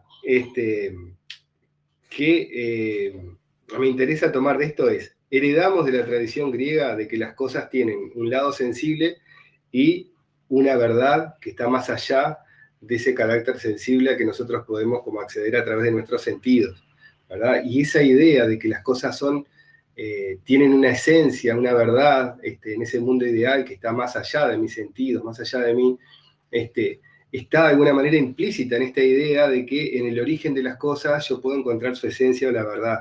Nietzsche va a decir, no, las cosas no tienen una esencia, no tienen una verdad. Lo que hay en el origen de todo es puro accidente. Hay una frase que ahora no la recuerdo textual, acá en el texto de Freud de Nietzsche, La genealogía de la moral, que dice, como todo lo humano, como todo, el origen es bajo, es sangriento, es accidente. Cuando él se pone a hacer genealogía, no historia, genealogía, digamos, lo que va encontrando en el origen de las cosas es una historia completamente diferente a la que se nos cuenta, digamos, ¿no? De que hay una esencia, hay un algo como sagrado en algunos casos, ¿no? Nietzsche va a decir, no, lo que hay en el origen de los valores es sangre, es dolor, es tortura, es decir, cómo el origen de los valores morales que se nos presentan como no sé, lo que nos guía, en el fondo tuvieron un origen sangriento y se instalaron en base a tortura. Entonces, esa idea de la genealogía de mostrar que en realidad en el origen que no hay origen, que lo que hay es emergencia, que algo emerge, lo que hay es un accidente, y lo que hay ahí al principio, en el fondo no es nada. Entonces él se va a pelear con esta idea de profundidad, en ese sentido, como más platónico del término. Va a plantear esta idea de emergencia en todo caso, ¿sí? Entonces, para Nietzsche no hay que cavar, dice él, absolutamente nada para dar con la verdad. No hay que bucear por las profundidades. Al contrario, plantea que hay que mirar de lejos, desde arriba. Cuando se trata de encontrar lo que hay en el fondo, va a decir Nietzsche, no hay nada. Para Nietzsche, lo que otros llaman profundo, o lo que es la profundidad para él, es mera superficialidad. Entonces él propone como una inversión de la profundidad. Y va a decir que la profundidad es un pliegue de la superficie de las cosas, ¿verdad? Entonces va como a recuperar esta idea en esto de superficialidad de las cosas, de decir, bueno, lo que hay en la superficie es lo que importa. Lo que es la profundidad para el filósofo es mero artificio. ¿No? Entonces, ¿qué va a decir de alguna manera con esta idea? Que no hay hechos, lo que hay son interpretaciones, ¿sí? Entonces, bueno, la búsqueda genealógica es que parte como esta idea de que la verdad no está en el origen de las cosas. Foucault, como yo les decía, va a hablar de emergencia, comienzo, pero nunca va a hablar de origen, porque hablar de origen supone que ahí hay una verdad oculta, ¿verdad? y que sería como la razón de ser de la cosa, y bueno, para estos filósofos no hay tal cosa. ¿No? Así que bueno, el tema de la superficialidad era como uno de los puntos, digamos, de la hermenéutica moderna que me interesaba que quedara como un poco claro. Acá otro elemento para que les quede por allí. Para Nietzsche había varias razones para rechazar la idea de origen. Buscar el origen es creer en la posibilidad de recoger la esencia más pura, su forma inmóvil y anterior a toda exterioridad y accidentalidad. Es tomar las peripecias como lo adventicio, develar una supuesta identidad primera, quitando toda máscara, ¿verdad? Y no es así, no es que, como dice Foucault en el texto, la interpretación es ir como sacando máscaras hasta encontrar lo que estaba oculto allí, esperando a ser descubierto. Esa no es la interpretación, digamos, la interpretación, digamos, que se propone hoy, ¿verdad? Lo que se plantea es esto: el genealogista descubre que detrás de las cosas hay otra cosa bien distinta. El secreto de que no tiene esencia, dado que el azar ha construido una aparente esencia a partir de piezas extrañas a ella misma. Por eso, al buscar el comienzo histórico de las cosas, lo que se encuentra es el disparate, ¿verdad?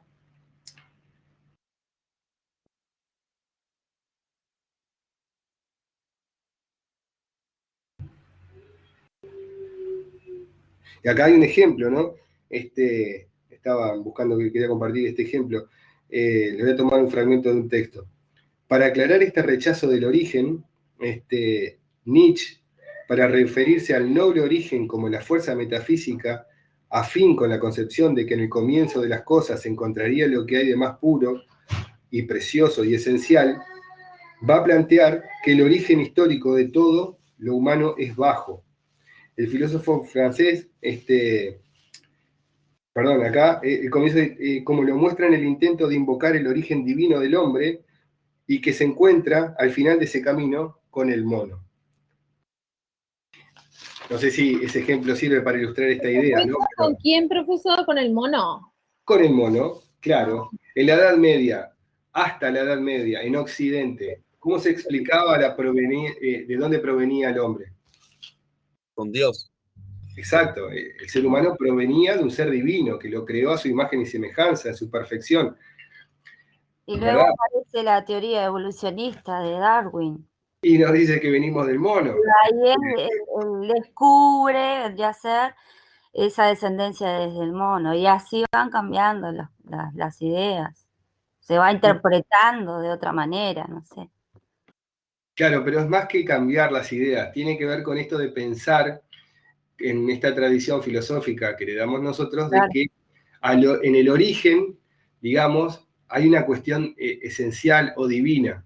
Esto es como para poner un ejemplo. Va cambiando el tema del divinismo y se centra más en el humanismo, vendría a ser. Uh-huh. Exacto.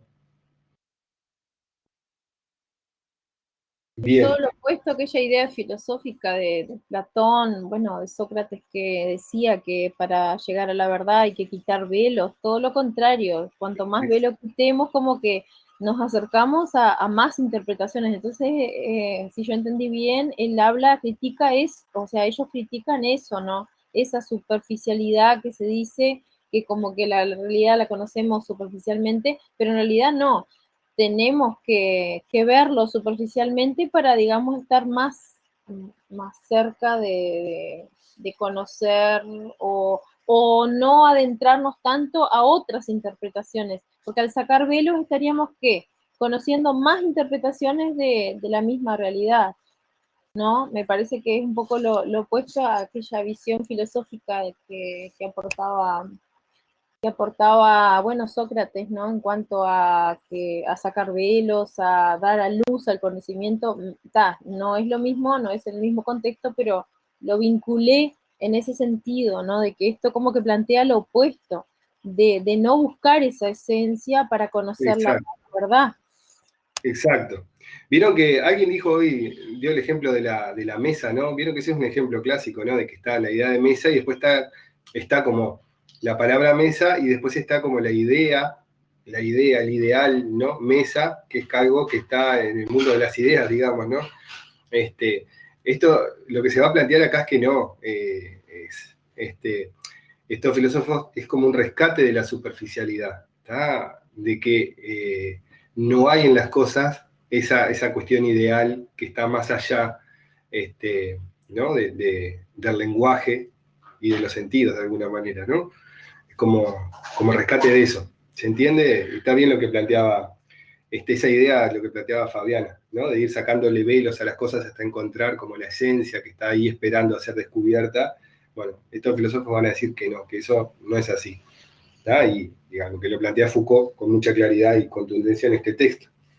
Y como que no, si no entendí mal, no hay una realidad, no refieren a la realidad o a la verdad, sino a una sucesión de interpretaciones, que es lo único a lo que podemos acceder.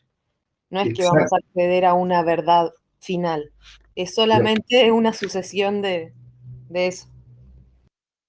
Muy bien. Es más, el término verdad es un término que no se... es decir, nosotros tenemos la idea de que la verdad es algo, digamos que... ¿cómo podríamos definir verdad para nosotros en sentido más como lo manejamos cotidianamente? A ver, los invito a hacer ese ejercicio. ¿Qué es la verdad?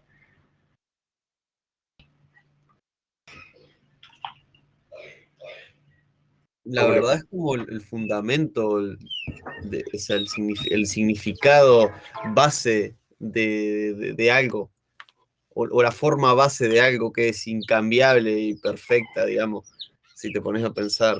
Es que, o sea, también hay distintos tipos de verdad, y autores que ahora que estoy pensando le firmen de forma diferente, pero la que se piensa generalmente Eso, generalmente, ahí va. es algo perfecto, que es incambiable, que siempre va a estar ahí, que te puedes apoyar en eso, y no importa qué es lo que pase, siempre va a estar relacionado o regida por esa verdad.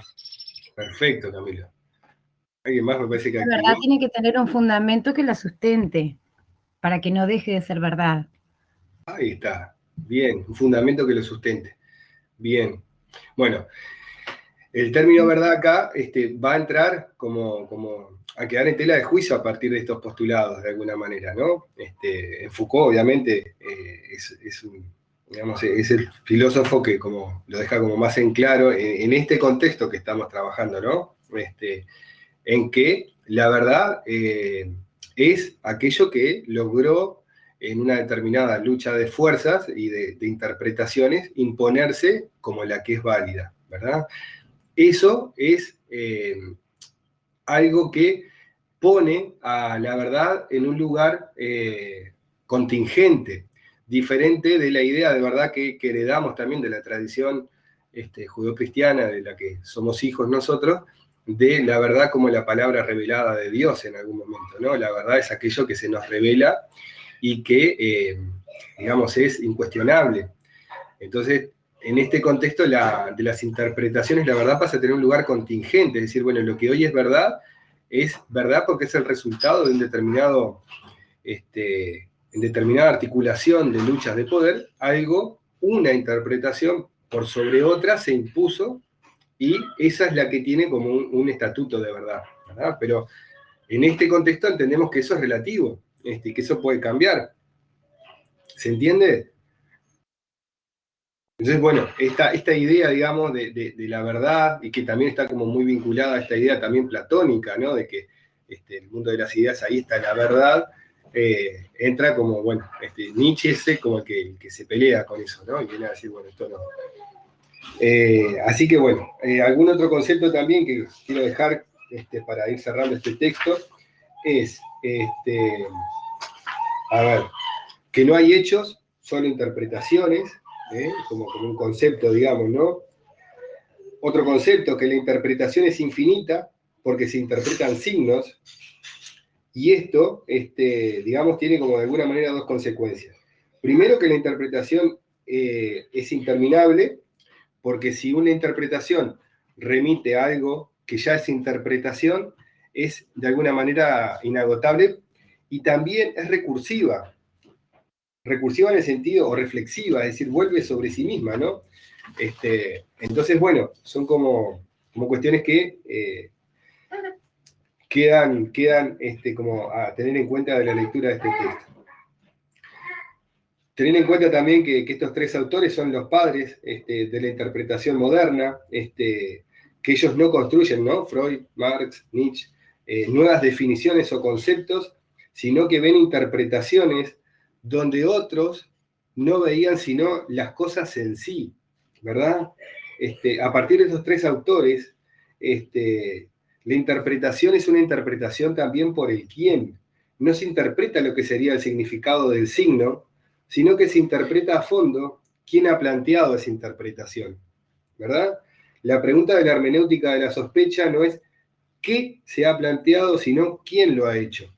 Y eso es un giro también como muy interesante, porque también permite poner como en contexto esta cuestión que previamente se entendía como de manera quizás más trascendental.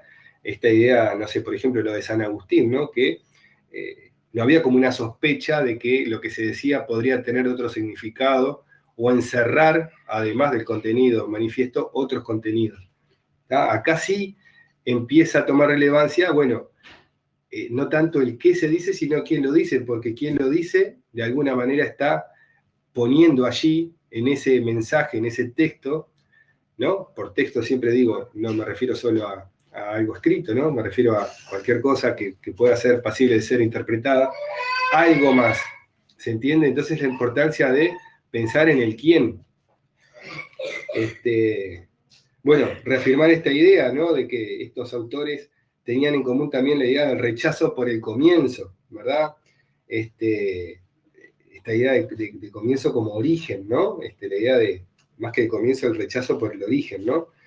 Bueno, y esto se ve en cada uno de los autores, que la semana que viene vamos a trabajar como específicamente en cada uno de ellos, ¿no?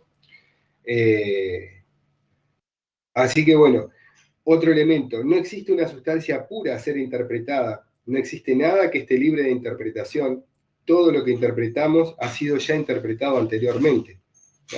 La frase esta que la trajimos en algún momento más de una vez, no existe interpretandum que no sea ya interpretanza.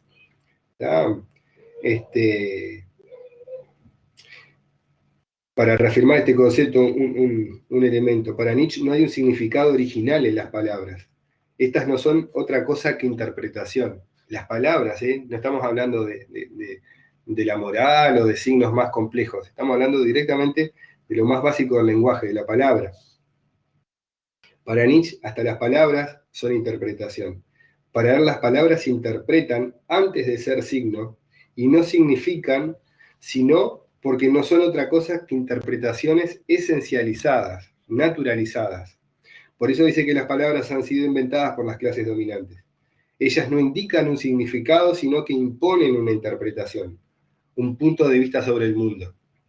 Entonces, ahí los invito a tomar el ejemplo que vimos más temprano de la infancia, ¿verdad? ¿Qué pasa cuando yo tomo el concepto de infancia? ¿Verdad?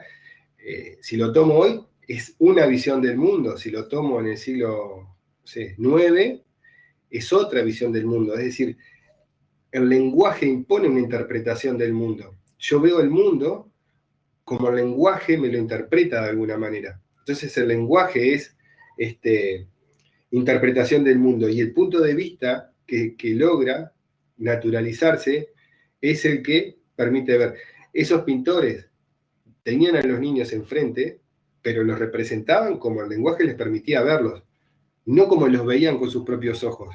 O sea, hasta ese punto el lenguaje es interpretación del mundo y nosotros podemos ver el mundo solo o con los límites que me impone el lenguaje. Mis ojos pueden ver más allá, pero si el lenguaje no me permite representarme eso que mis ojos ven, es como si no lo viera prácticamente. Ese es el ejemplo que quería llegar, como el punto que quería llegar con el ejemplo de cómo se representaban a los niños en estos pintores. ¿Se entiende? Sí, sí. Una de las premisas como quizás más fuertes, ¿no? del texto podría ser, como hay interpretación, hay signo, y no al revés.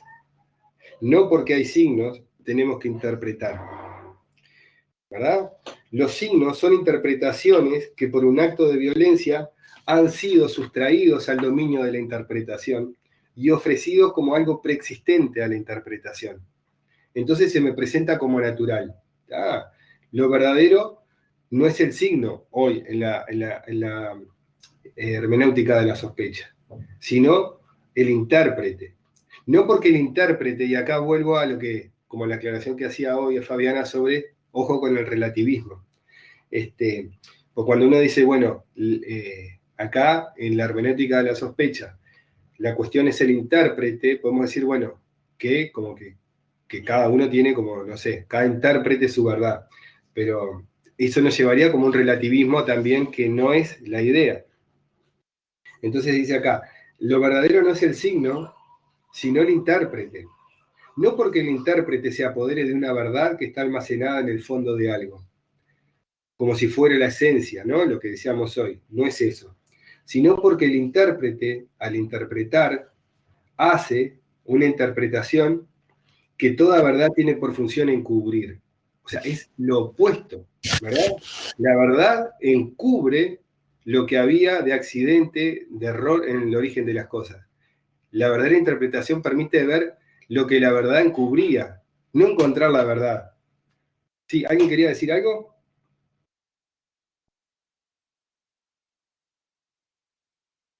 No, me pareció que había activado el micrófono, perdón. Así que bueno, pensemos en esto, ¿no? Como en la interpretación, como la clave de la hermenéutica de la sospecha, es la interpretación por encima de los signos, ¿verdad?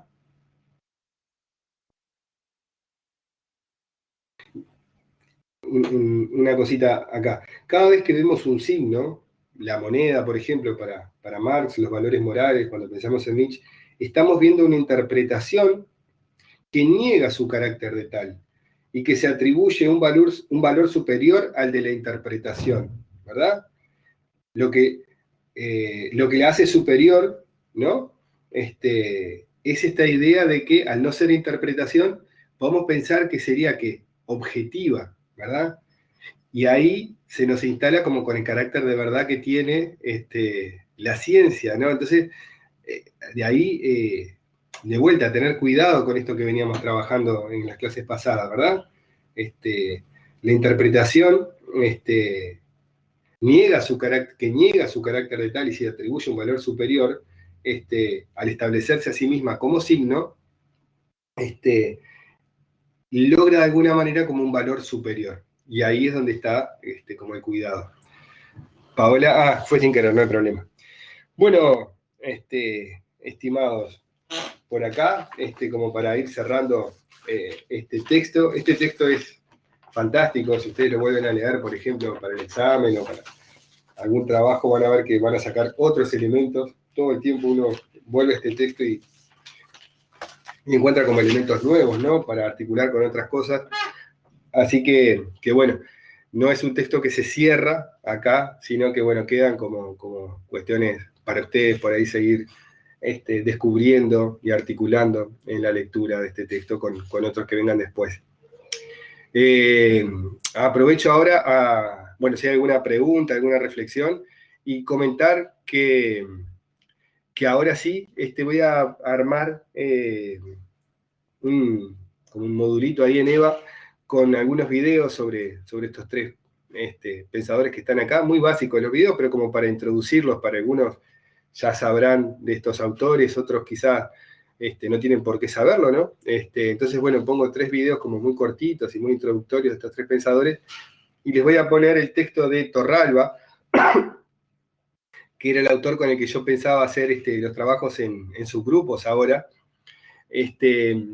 que es un texto que permite como profundizar un poquito en cuáles son como los aportes de cada uno de estos 3 pensadores que hacen que nosotros los tengamos como los maestros de la sospecha. Porque acá, en Foucault, si bien su texto se llama Nietzsche, Marx y Freud, están, digamos, tomados. El nivel del texto, digamos, es como que da por sentado que ya sabemos qué es lo que plantean cada uno de estos autores, ¿no? Da por sentado que sabemos, digamos, ¿no? A cabalidad lo que dicen cada uno de ellos. Entonces, bueno, y se centra más en lo hermenéutico. Entonces, este otro texto que les voy a poner da como otros elementos para entender un poco más el por qué estos autores son tomados como los maestros de la sospecha. Yo se los voy a dejar para que, bueno, lo puedan leer. Hay como una guía ahí también en esa tarea que les voy a dejar en ese módulo. En la clase que viene vamos a hacer un ejercicio, capaz que más al principio, para poder después debatir, digamos, hacer como si fuera un grupo de discusión, lo que cada uno trabajó en su grupo de ese texto, ¿tá? Así que bueno, eso es como vamos a seguir para la clase que viene. Bueno, si no hay dudas, comentarios, cerramos por acá, y bueno, y ahora en un rato ya queda armado el módulo para que lo puedan hojear, y el que quiera por ahí hacer la tarea lo puede hacer, y si no, lo vamos a hacer en subgrupos al principio de la clase que viene. Estimado, bueno, gracias por la participación activa, la verdad que un placer, y bueno, nos vemos por este medio la próxima semana. Muy buena, profe, la clase. Bueno, Chao, muchas gracias. Que pasen bien, ¿eh? Chau, chau.